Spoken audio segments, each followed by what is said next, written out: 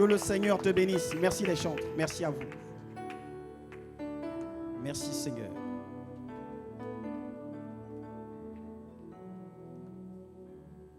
Alors tout va bien? Merci Père. Merci Seigneur. Merci Seigneur.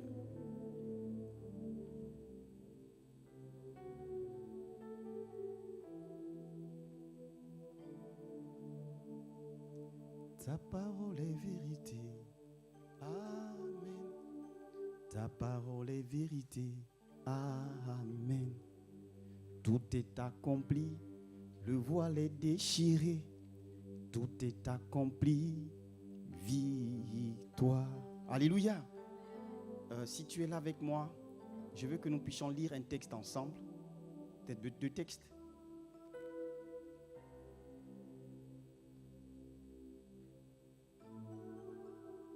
Merci Père.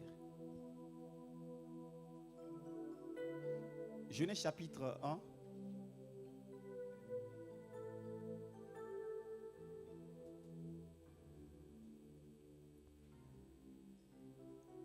Je lis à partir du verset 1er. Au commencement, Dieu créa les cieux et la terre. La terre était informe et vide. Il y avait des ténèbres à la surface de l'abîme. Et l'Esprit de Dieu se mouvait au-dessus des eaux. Dieu dit que la lumière soit, et la lumière fut. Dieu vit que la lumière était bonne, et Dieu sépara la lumière d'avec les ténèbres. Dieu appela la lumière jour, et il appela les ténèbres nuit. Ainsi il y eut un soir, il y eut un matin. Ce fut le premier jour. Dieu dit qu'il y ait une étendue entre les eaux et qu'elle sépare les eaux d'avec les eaux. Et Dieu fit l'étendue et il sépara les eaux qui sont au-dessous de l'étendue avec les eaux qui sont au-dessus de l'étendue. Et cela fut ainsi. Dieu appela l'étendue ciel. Ainsi il y eut un soir, il y eut un matin. Ce fut le second jour. Dieu dit que les eaux qui sont au-dessous du ciel se rassemblent en un seul lieu et que le sec paraisse. Et cela fut ainsi. Dieu appela le sectaire et l'appela l'amas des eaux mers. Dieu vit que cela était bon. Puis Dieu dit que la terre produise de la verdure, de l'herbe portant de la sémence, des arbres fruitiers donnant du fruit selon leur espèce et ayant en eux leur sémence sur la terre. Et cela fut ainsi. La terre produisit de la verdure, de l'herbe portant de la sémence selon son espèce et des arbres donnant du fruit et ayant en eux leur sémence selon leur espèce. Dieu vit que cela était bon. Ainsi, il y eut un soir, il y eut un matin, ce fut le troisième jour. Le verset 31. Dieu vit tout ce qu'il avait fait. Et voici, cela était très bon. Ainsi, il y eut un soir et il y eut un matin. Ce fut le sixième jour. Nous allons lire un deuxième texte, rapidement, s'il vous plaît.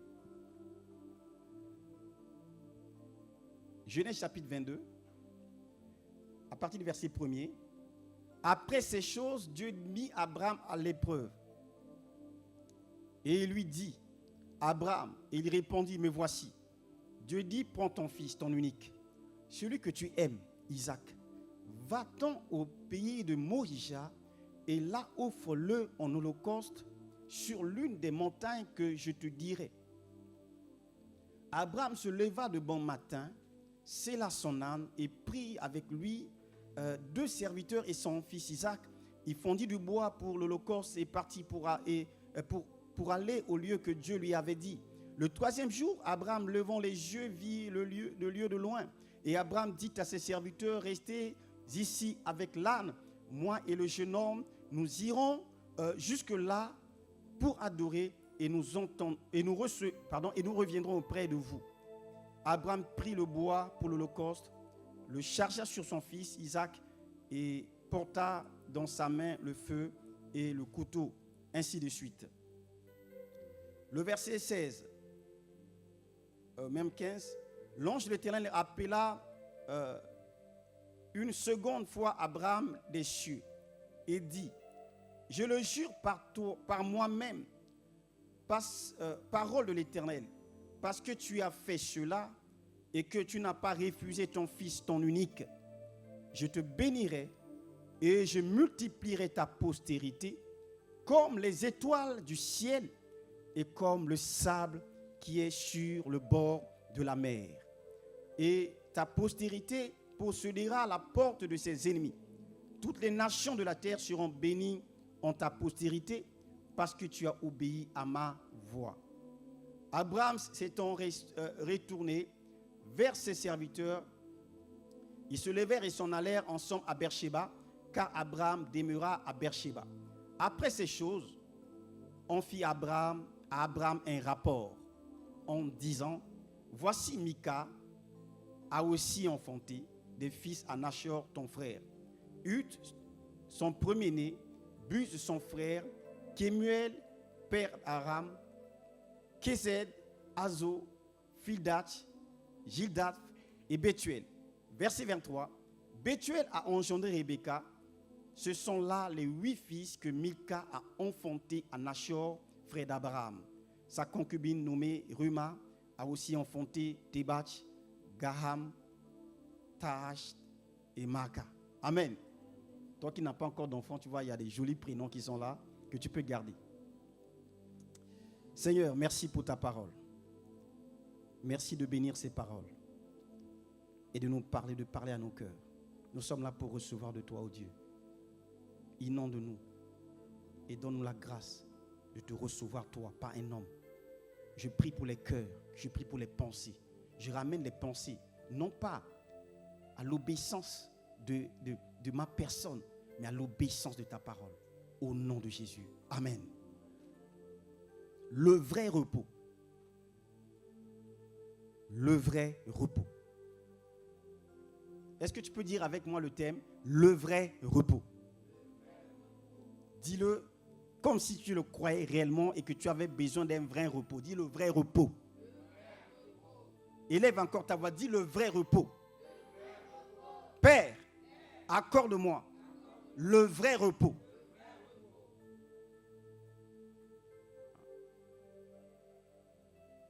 Vous savez, bien-aimés, le texte que nous avons lu nous parle de comment le Seigneur a travaillé dans Genèse. Comment il a créé toutes choses par sa main puissante. Mais tu verras que Dieu n'a pas fait tout en un jour. Dieu n'a pas fait tout en un jour. Il y a eu un premier jour, il y a eu un deuxième jour, il y a eu un troisième jour, il y a eu un cinquième jour, il y a eu même 6e jour. Mais c'est le 7e jour que Dieu va bénir. Parce que ce jour-là, c'est le jour du repos.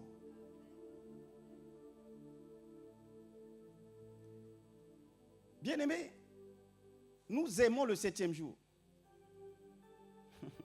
Mais nous oublions souvent qu'avant le 7e jour, il y a le premier jour. Nous oublions souvent qu'après le 7e jour, il y a le 2e jour. Avant d'arriver au 7e jour, il y a le 3e. Il y a le 4e. Mais l'homme aime le 7e jour parce que c'est le repos. En un mot, c'est que l'homme aime le repos. Mais ce matin, Dieu veut te dire que tu vois mon repos quand je vais te donner. Je ne donne pas mon repos n'importe comment. Je ne donne pas mon repos comme le repos des hommes. Voilà pourquoi le Seigneur dit qu'il y a beaucoup de repos.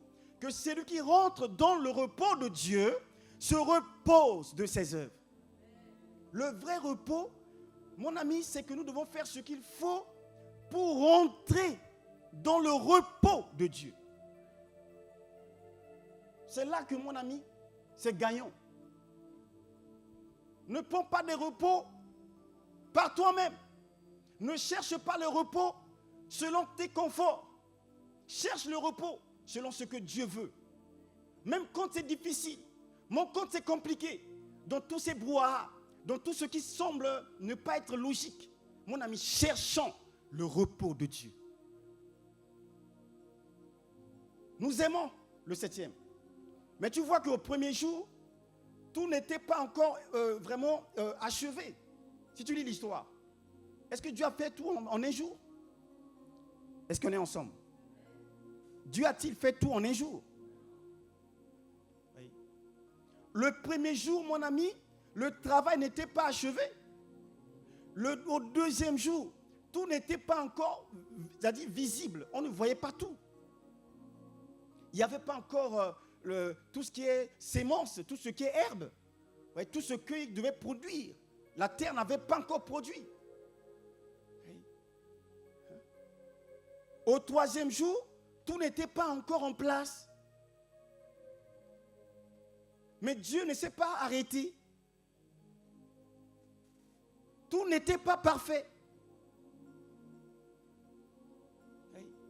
Tout n'était pas parfait. C'est comme quand tu vois ta vie, mon ami, l'indicateur que la réalité peut te montrer, te pousser à voir, c'est que tu vas dire, mais ça c'est quoi cette vie-là?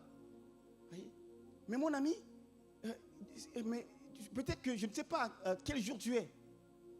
Est-ce que tu es au deuxième jour? Est-ce que tu es au troisième jour?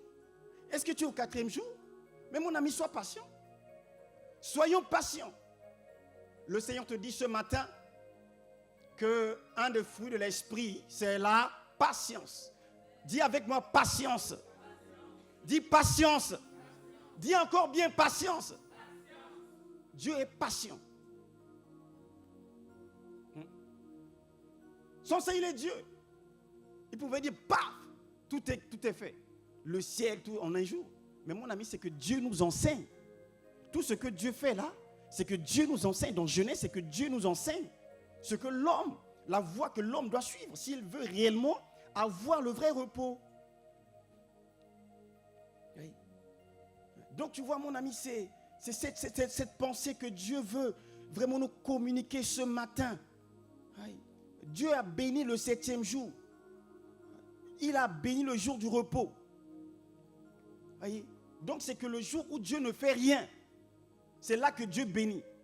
C'est que le travail que toi tu dois faire, au fait, c'est un travail d'abandon. Nous devons arriver au point de tout abandonner entre les mains de celui qui connaît tout. C'est là que le repos va commencer. Aussi longtemps que tu n'as pas la notion de lâcher prise, il n'y a pas de repos. Il n'y aura pas de repos.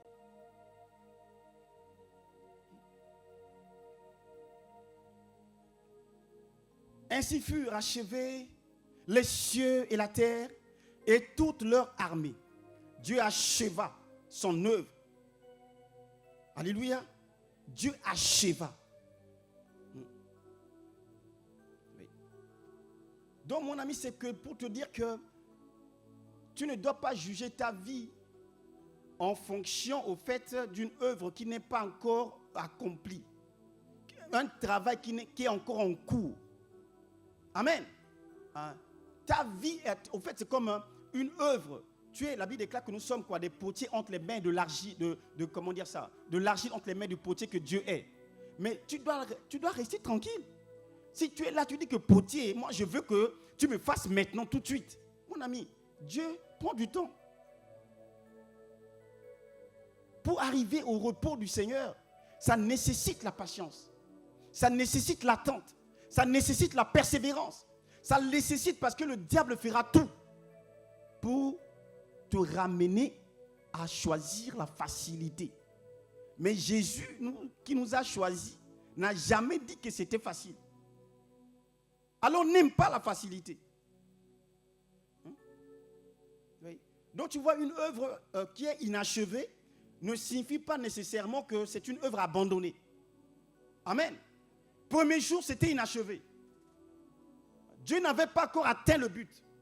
Deuxième jour, c'était encore inachevé. Troisième jour, c'était inachevé. Mais ça ne veut pas dire que c'est l'abandon. Dieu n'abandonne pas. Inachevé, ça ne veut pas dire mauvais. Est-ce que tu es avec moi? Inachevé, ça ne veut pas dire mauvais.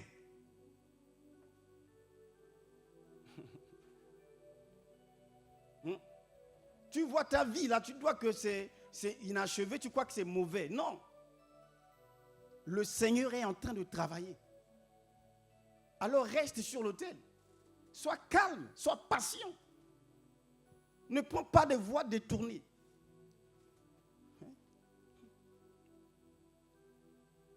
Donc tu vois, c'est que Dieu travaille par étapes. Comme je le disais, Dieu aurait créé toutes choses instantanément. Mais pourtant, il a choisi de travailler selon un ordre. Il a choisi de travailler selon des principes. Au fait, il dit que je m'organise. Aujourd'hui, si j'ai ça, ça me suffit. Demain, si j'ai ça, ça me suffit. Le plus important, c'est que je veux y arriver. Le plus important, c'est que l'œuvre doit finir.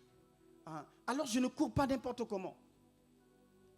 Je laisse la main au Seigneur. Je me confie en lui. Je m'abandonne entièrement entre tes mains. Le repos dont nous parlons là, c'est l'abandon absolu. Alléluia. Donc mon ami, le Seigneur te dit ce matin qu'il ne faut pas que tu te condamnes très rapidement. Ne te condamne pas parce que tu ne vois pas encore le résultat de tes efforts. Ne te condamne pas parce que tu ne vois pas encore le résultat de tes efforts. Je reprécise encore, ne te condamne pas parce que tu ne vois pas encore le résultat de tes efforts.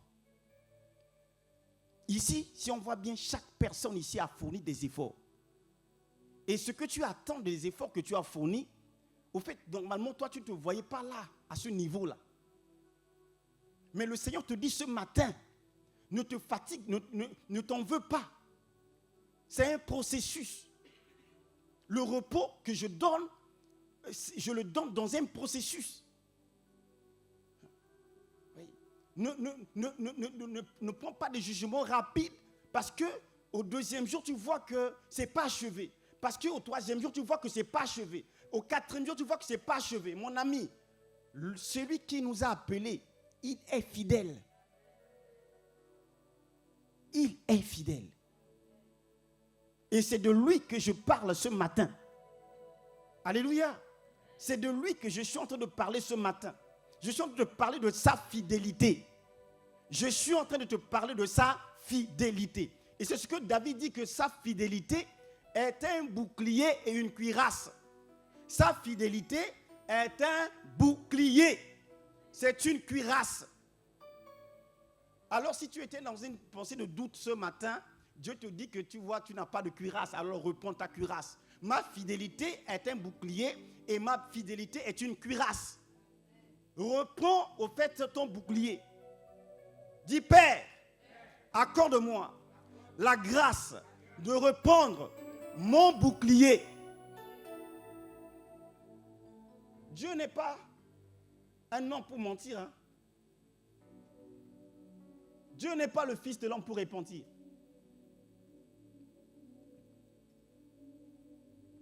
Dieu est le Dieu de toute fidélité. Une sémence que quelqu'un a placée sous terre.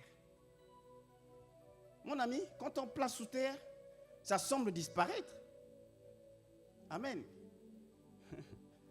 Je marchais tout à l'heure avec le diacre. On a vu un jardin. Et c'est le diacre qui me disait que tu vois là, c'est sûr qu'il y a des choses qu'ils ont sémées là. Mais c'est parce qu'il m'a dit, mais moi j'ai vu seulement le sable. En fait, comment on appelle ça, de l'argile. Tu ne vois rien. Mais les personnes qui sont en train de préparer ces jardins-là, ils dorment tranquilles. Ils savent qu'au jour, le jour arrivera où ce lieu-là, il m'a dit qu'avec un peu de temps, il y aura de la verdure ici. Le diacre me disait ça. Amen. Il m'a fait un lien avec mon message, mais il ne savait pas. Amen. Il m'a dit non, ici, il y aura de la verdure. Je dis, ah oui. Mon ami, ce n'est pas parce que tu ne vois pas que Dieu ne travaille pas. Hein. Ce n'est pas parce que tu ne vois pas que Dieu ne travaille pas. Il en est du royaume des cieux comme quand un homme jette de la sémence en terre.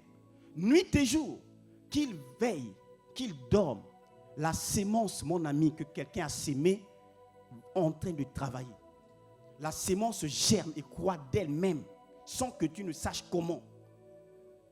Voilà pourquoi le Seigneur me dit tu ne sais pas comment je travaille. Tu ne sais pas la voix de Dieu qui connaît toutes choses. Alors, dès le matin, ne regarde pas que lundi, j'ai sémé. Ne regarde pas que mardi, j'ai donné des efforts sans résultat. Ne regarde pas que mercredi, je me suis donné. J'ai donné mon cœur, mon esprit, mon âme, mon énergie, mon argent. Et que je ne vois pas. Mon ami, ne regardons pas ça. Continuons à semer. Amen. Mon ami, si tu es avec moi, et je le crois que tu es avec moi, continue à s'aimer. Où que tu sois, si tu écoutes cette parole, continue à s'aimer. Ne laisse pas l'ennemi venir voler les merveilleuses choses que Dieu a réservées pour toi. Parce que le repos de Dieu, mon ami, ce n'est pas le lundi, ce n'est pas le premier jour, ce n'est pas le deuxième jour, ce n'est pas le cinquième jour, ce n'est pas le sixième jour, mais c'est le 7e jour. Alléluia. Acclame réellement. Jésus, on l'acclame avec la franchise. Amen. Ah oui, le repos arrive. Hein? Ton repos arrive. Ton repos arrive. Saisis cette parole. Ton repos arrive. Les efforts que tu as fournis là, mon ami, tu vas bientôt. Encore un peu de temps et le méchant n'est plus. Tu regardais le lieu où il était et il a disparu. La pauvreté s'en va. Les calculs que tu avais aujourd'hui pour, tu vois, même les vacances, et quelquefois c'est limité. Mais encore un peu de temps. Les efforts que tu as fournis.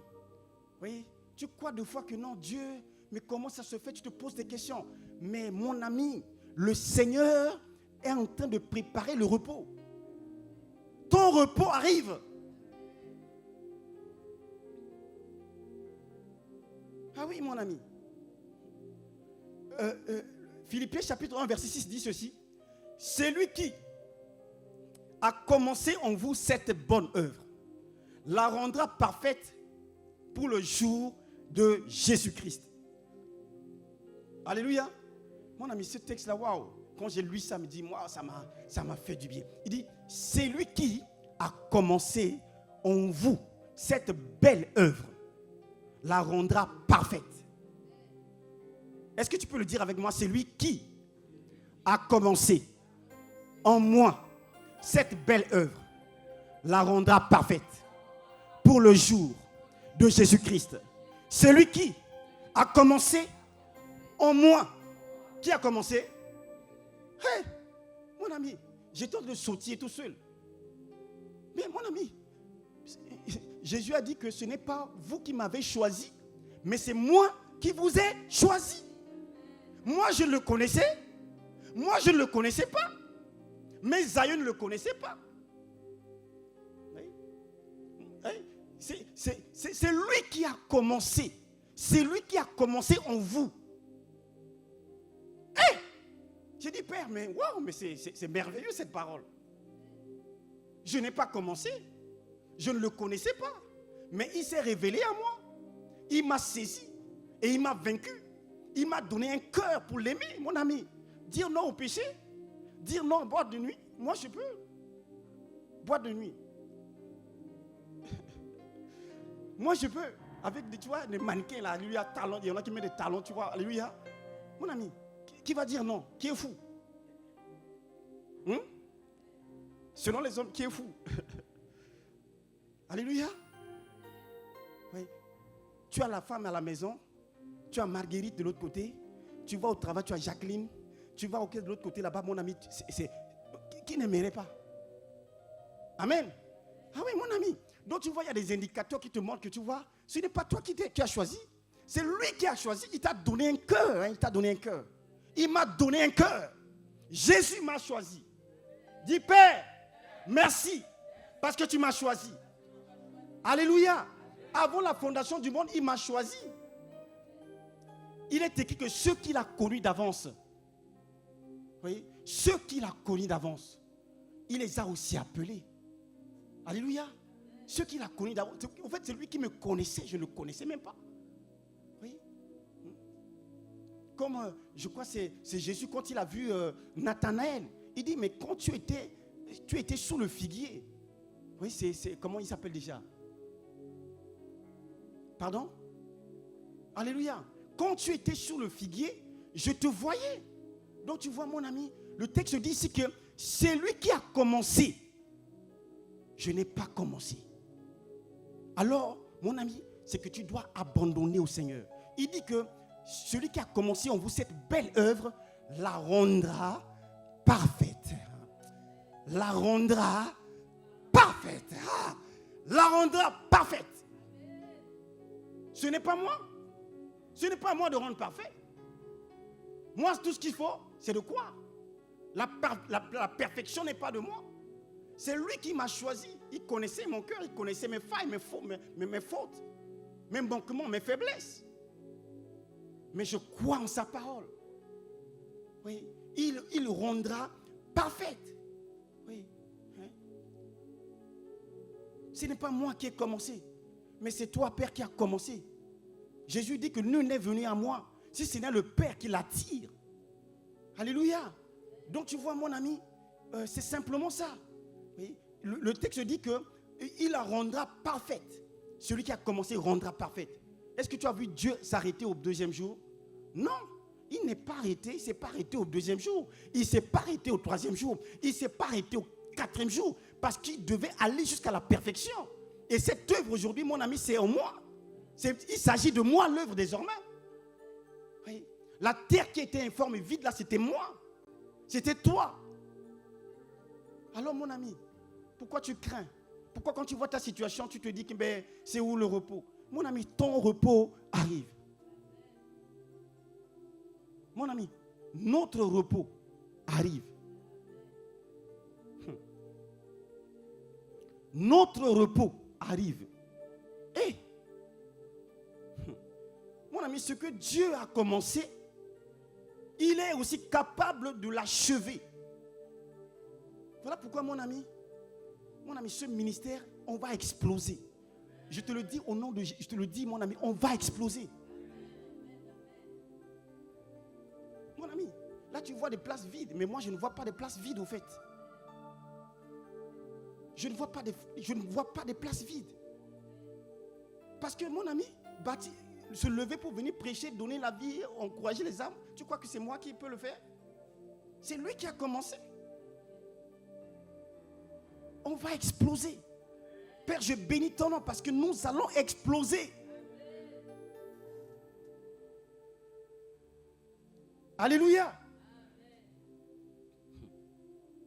Le livre de Romains chapitre 4, 19 dit, parlons de Abraham. Et ayons la pleine conviction. La Bible déclare que Abraham eut la pleine conviction que ce que Dieu promet, il peut aussi l'accomplir. Ce que Dieu promet. Je ne sais pas ce que Dieu t'a promis. Hein?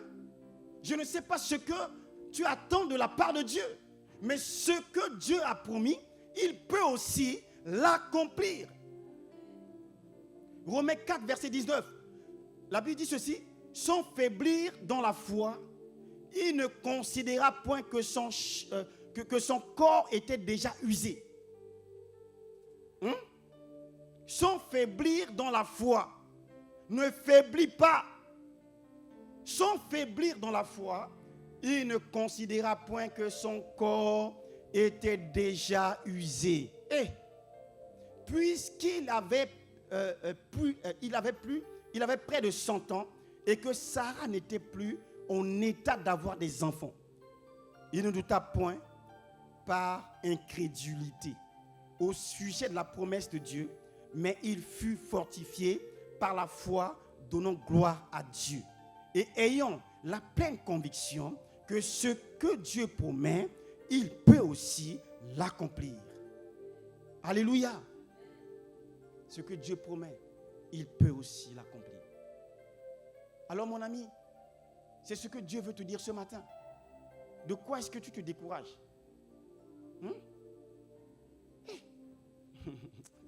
Voilà pourquoi la Bible déclare que sans la foi, il est impossible de lui être agréable. Impossible.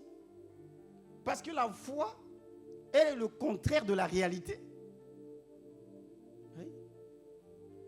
La foi, ce n'est pas ce que tu vois. La foi, c'est au-delà. Tu vois ta vie, tu vois la médiocrité, tu vois ta maison. Mais mon ami, la foi va prendre au fait les choses invisibles pour les ramener dans le visible.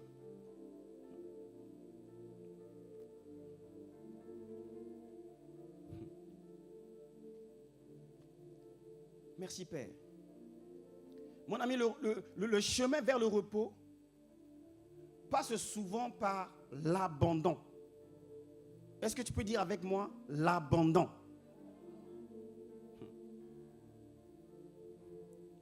Merci Père. Genèse chapitre 22.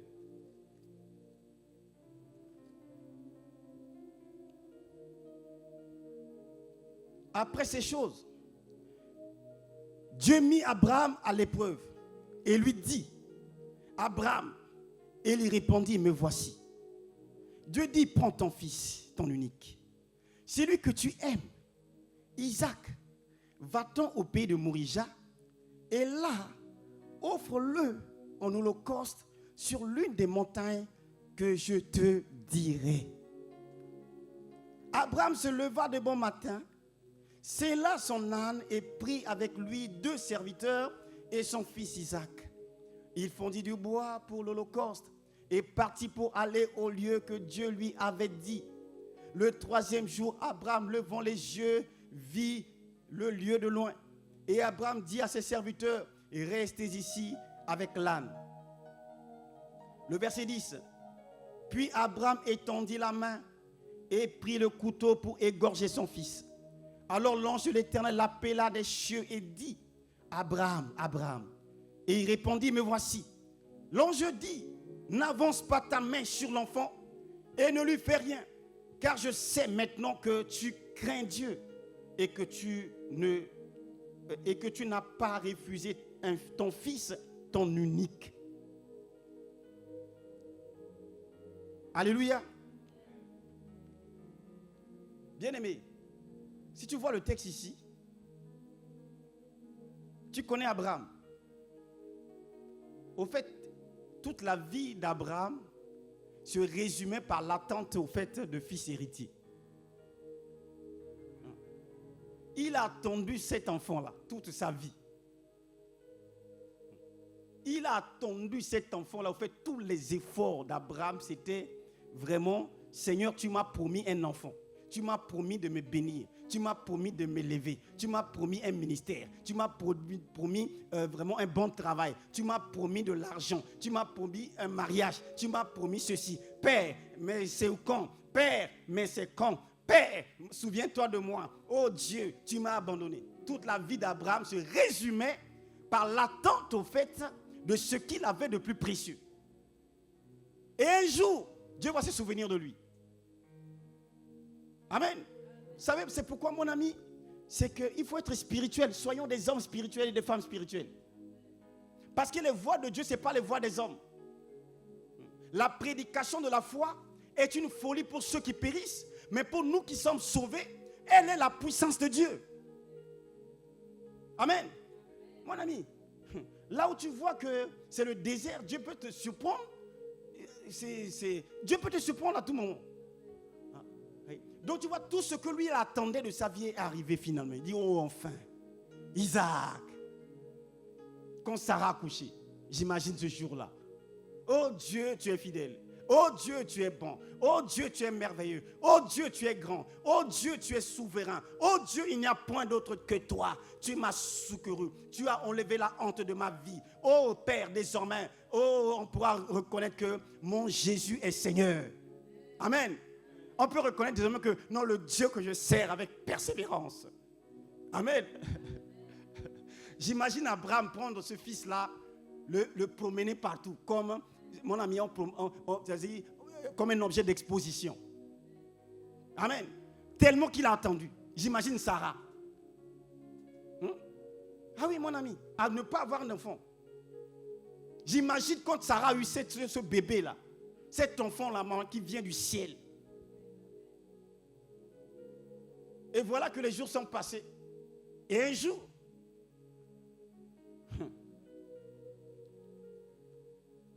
Abraham va entendre Dieu. Une voix qui l'appelle. Et dit à Abraham. Abraham répondit, Dieu lui dit, prends ton fils, ton unique, celui que tu aimes, va et offre-le. Mon ami, qu'est-ce qu'aujourd'hui dans ta vie que tu aimes? C'est ça que Dieu va vouloir prendre s'il veut te ramener dans le repos.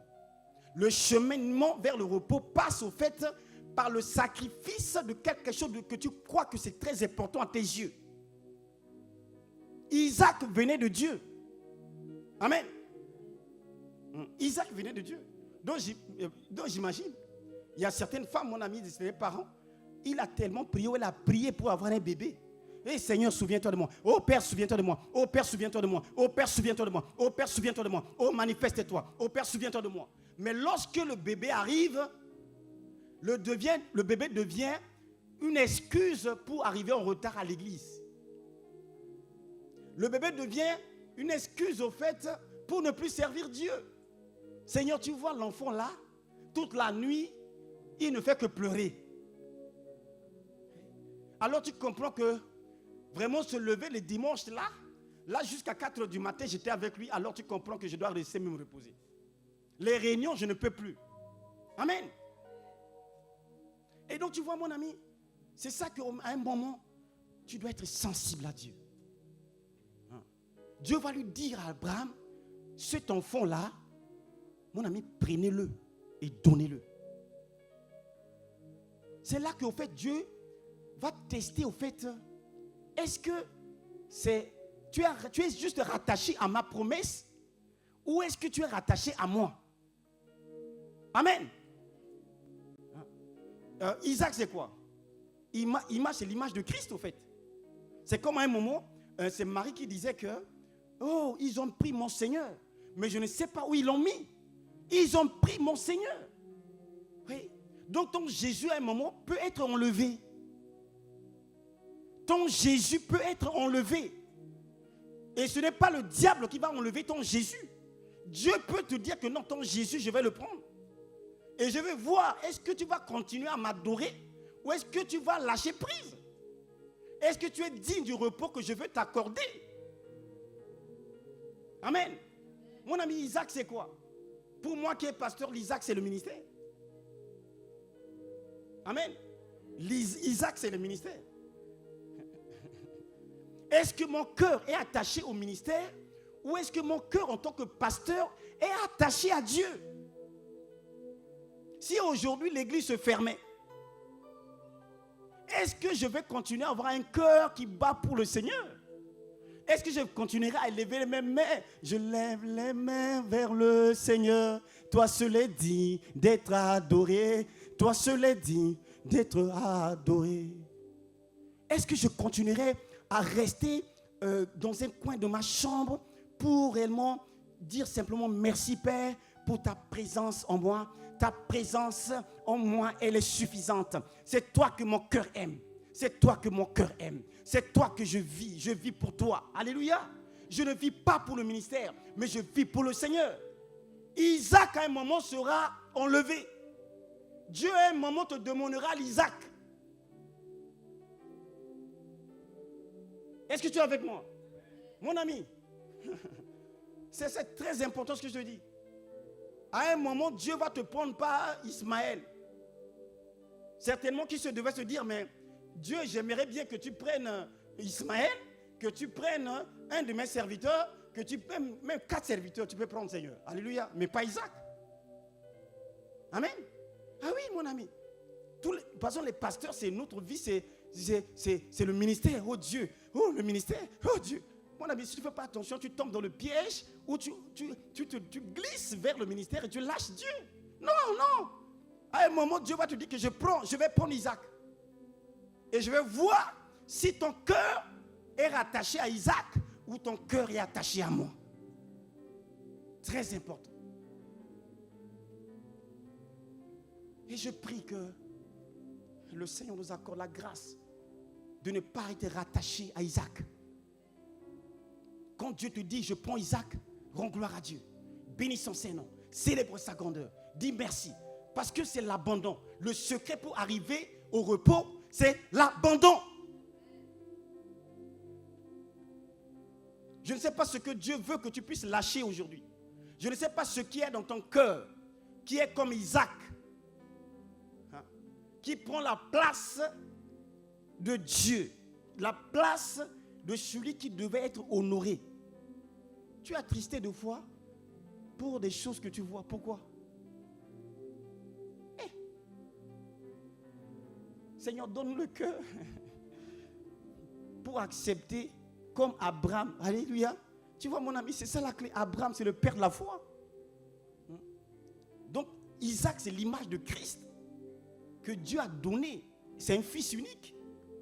Mais à un moment, Dieu dit que je vais prendre ce fils unique-là et je vais voir, est-ce que tu vas te suicider ou pas? Je vais voir, est-ce que tu continueras à avoir un tempérament calme? Est-ce que tu continueras à avoir de l'enthousiasme dans le service? Est-ce que tu continueras à lire ta Bible? Est-ce que tu continueras à encourager? Est-ce que tu continueras à être une source de grâce? Je vais prendre Isaac et on verra si tu es digne pour le repos ou pas.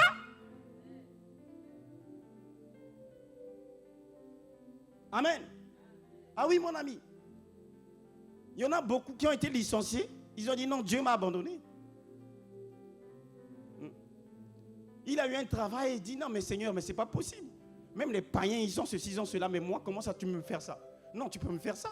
Je suis à l'église, je suis dans le travaux, je suis dans l'intercession, je suis dans l'accueil, je fais tout, mais c'est quoi? Mais c'est quoi? Mais c'est quoi? Non, je n'en peux plus. Amen. Ton Isaac te sera demandé.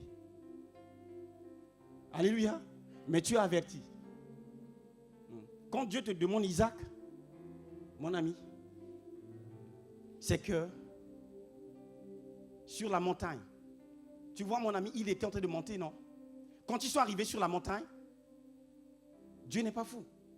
Dieu, quand il a demandé Isaac, mais sur la montagne là-bas, Dieu avait déjà préparé un bélier. Quand Abraham va lever sa main pour dire que je vais tuer cet enfant, Dieu intervient. Il dit non, tu ne peux pas le faire. Tu ne peux pas le faire. Alléluia. Est-ce que tu es avec moi? Je veux que tu acclames le Seigneur, ça va nous réveiller l'atmosphère afin que nous puissions recevoir les pensées de Dieu. Alléluia. Donc tu vois, tu dois être en mesure de dire au Seigneur, Père, ce que tu m'as donné t'appartient. Mon avenir t'appartient. Mes projets t'appartiennent. Ma famille t'appartient. Ma femme t'appartient. Mes promesses que j'ai reçues de toi t'appartiennent. Amen. Même les promesses. C'est Dieu qui est maître. Alors il faut lâcher prise.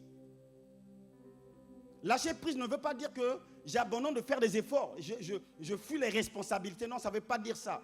Mais abandonner au fait notre volonté de tout contrôler. Amen. La volonté de tout gérer. À un moment, mon ami, tu n'as pas la capacité de gérer. Oui, c'est ça, mon ami. C'est ce qui fait que non, c'est que des fois, on a un peu la pensée des gens du monde. Donc, j'ai fait ça, ça ne mérite ça. Je fais ça, ça devient en fait la logique. Oui, j'appuie sur l'interrupteur, mais la lumière doit s'allumer. Si la lumière ne s'allume pas, il y a une panne. Alors, j'appelle un technicien. Mais avec Dieu, mon ami, tu peux appuyer. Encore, tu crées des problèmes. Amen. Avec Dieu, tu veux la lumière, mais tu vois les ténèbres. Ah oui, mon ami. Tu veux monter, mais tu descends. Tu veux vivre, mais tu vois la mort. Voilà pourquoi il ne faut pas que tu aies l'attitude que je gère. Tu ne gères rien. L'homme ne peut pas gérer. Aussi, peu importe sa position, l'homme ne peut rien gérer. Il faut l'abandon. Que Dieu t'accorde de vraiment de t'abandonner. Oui, de tout lâcher. Oui. Donc, tu vois, mon ami, c'est cela. Quand Marie était en train de pleurer, quand Marie est en train de dire qu'ils ont pris mon Seigneur, Mon ami, mais Dieu est en train de préparer quoi? Dieu est en train de préparer déjà. Au fait, elle ne savait pas, mais il y avait déjà eu la résurrection. Mais elle pleurait qu'ils ont pris mon Seigneur. Ils ont pris mon Seigneur et je ne sais pas où ils l'ont mis. Non! Dieu est en train de manifester une grande victoire. C'était la grande victoire de l'histoire. Mais Marie était en train de pleurer. Bien aimé, lorsque nous cessons de retenir, nous découvrons ce que Dieu avait préparé. Alléluia. Lorsque on dit que je ne retiens plus, mon ami, c'est là que on va découvrir des choses que Dieu a préparées. Amen. Il y a des choses qu'il faut, à un moment, tu dis, il faut pas retenir. Il y a des choses qui ne dépendent pas de toi. Ne retiens pas des choses par ta force. Si ce n'est par le Saint-Esprit. Ne retiens pas.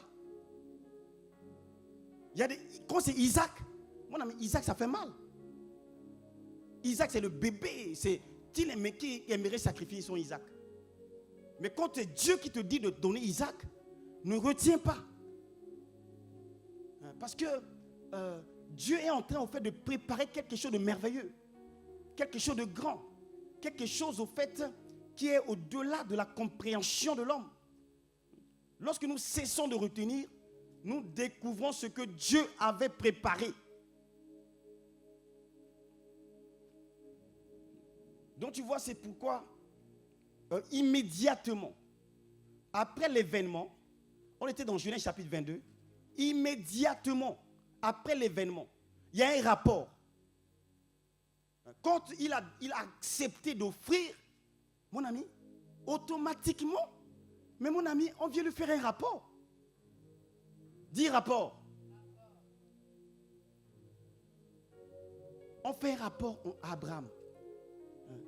Le texte dit, je jure par moi-même, parce que l'Éternel, parole de l'Éternel, parce que tu as fait cela et que tu n'as pas refusé ton fils, ton unique, je te bénirai et je te multiplierai ta postérité, comme les étoiles du ciel et comme le sable qui est sur le bord de la mer. Et ta postérité possédera la porte de ses ennemis. Toutes les nations de la terre seront bénies en ta postérité, parce que tu as obéi à ma voix. Le verset 20. Après ces choses, on fit à Abraham un rapport en disant, voici, Mika a aussi enfanté des fils à Nachor ton frère. Ut son premier-né, Buz son frère Rémuel, père d'Aram, Kézed, Ézoph, Fildach, Gildaf et Bethuel. Bethuel a engendré Rebecca. Alléluia. Vous voyez, il dit Bethuel a engendré Rebecca. Donc, alors qu'il a sacrifié Isaac, mon ami, c'était au fait un sacrifice pour le repos.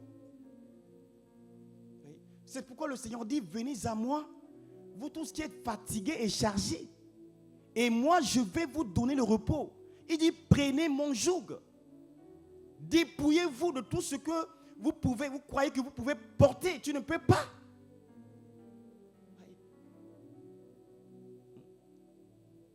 Et alors qu'il a accepté, il a donné le fils, automatiquement, on vient lui faire un rapport. On vient lui dire que tu vois, il y a au fait ton frère qui a eu, a eu des enfants.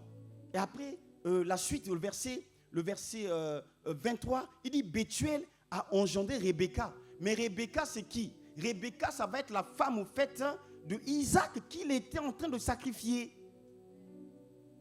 Donc quand il était en train de croire, il croyait pour lui que mais vraiment Dieu m'a pris mon Isaac. Mais Dieu avait déjà un avenir pour ce sacrifice-là. Il y avait Rebecca que Dieu avait préparé, ce n'est pas maintenant. Donc Dieu avait déjà commencé à préparer des choses à l'avance.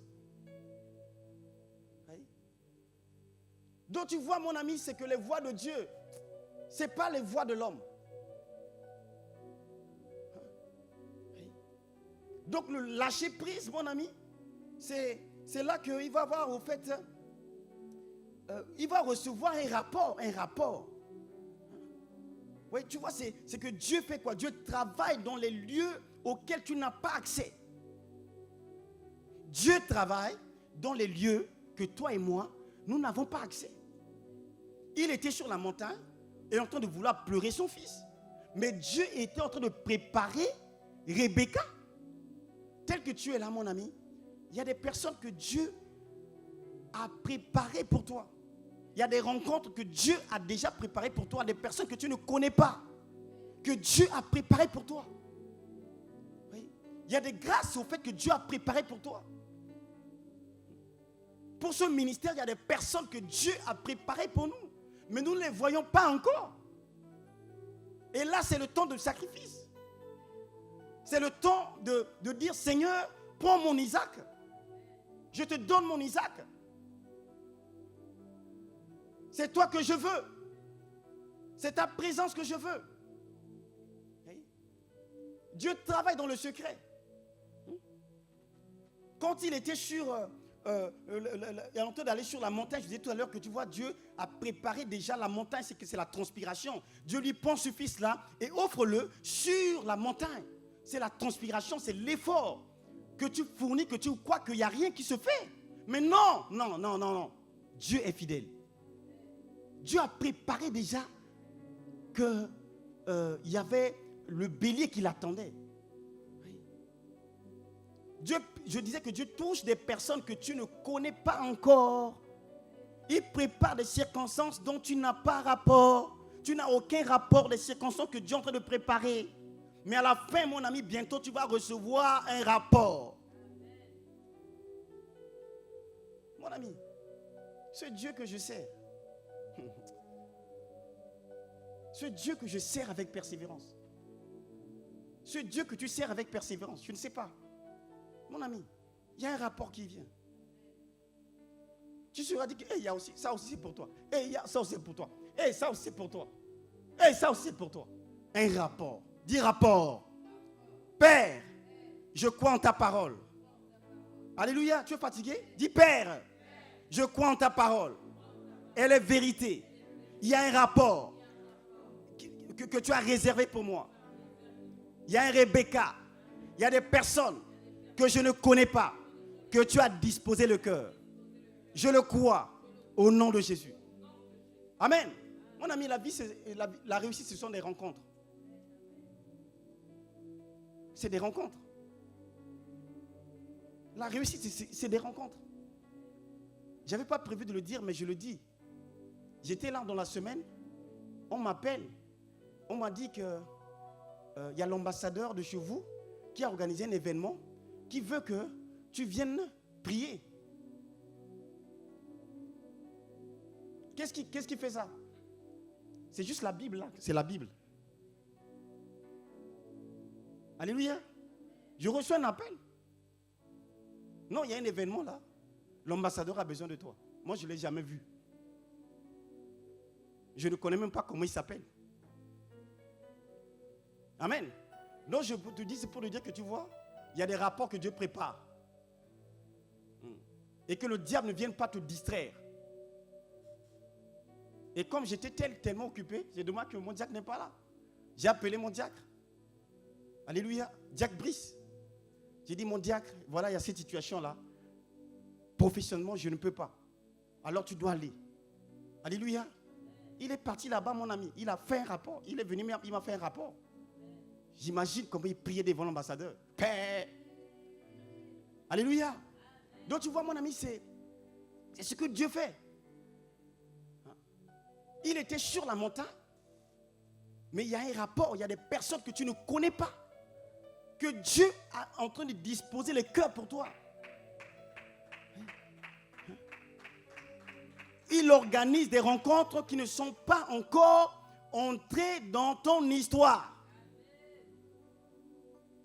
Alléluia. Je n'ai jamais eu l'occasion comme ça de prier devant un ambassadeur qui a invité plein de ses amis dans un événement. Mais je ne le connaissais pas. Mais j'ai été sollicité.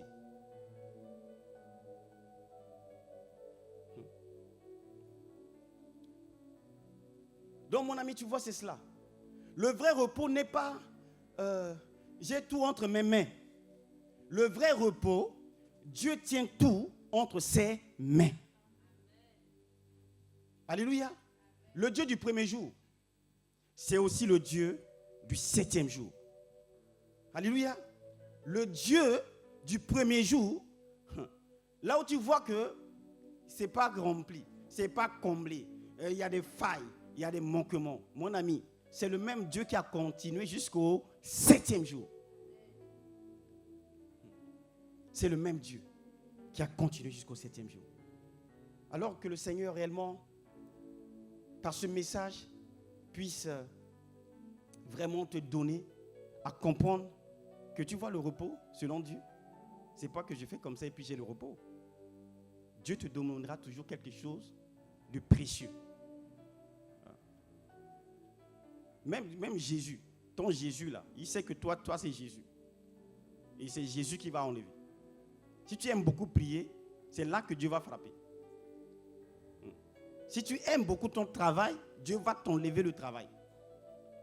Si tu aimes beaucoup ta femme, voilà pourquoi il ne faut pas tomber dans ce piège-là de aimer la femme plus que Dieu. Parce que Dieu va te dire, ok, là tu vois la femme, quand tu pries là, tu sens l'onction. Si je prends la femme là, je vais voir si l'onction là va rester toujours. Amen. Donc mon ami, c'est que le repos de Dieu est conditionné par le sacrifice d'Isaac. Est-ce que tu peux te lever s'il te plaît?